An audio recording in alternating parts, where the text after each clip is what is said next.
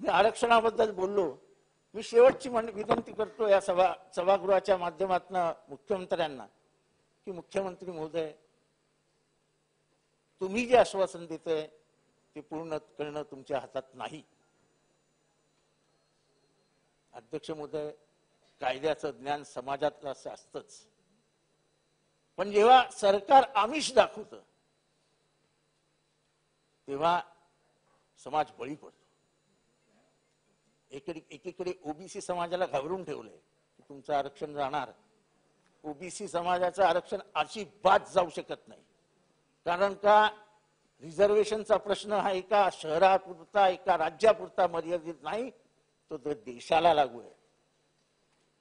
त्याच्यामुळे कुठलाही बदल करायचा असेल तर एक तर तुम्हाला सुप्रीम कोर्टात जावं लागेल किंवा तुम्हाला लोकसभेत ठराव पारित करावा लागेल.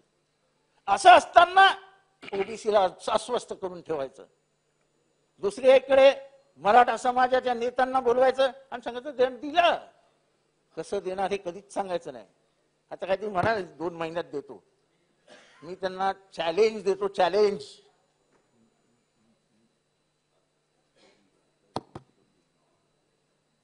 हे आरक्षण वेळेत द्यायचं आहे ना. तुम्हाला आता 24 तारखेला देणार होते, ठीक आहे, एक्सटेन्शन दिलं. पण अध्यक्ष महोदय, का खेळताय समाजाशी, का खेळताय संविधानाशी?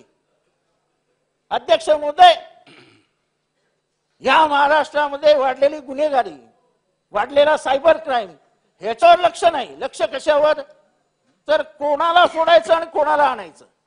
अध्यक्ष महोदय, हे फोडाफोडीचे उद्योग बंद झाले पाहिजे.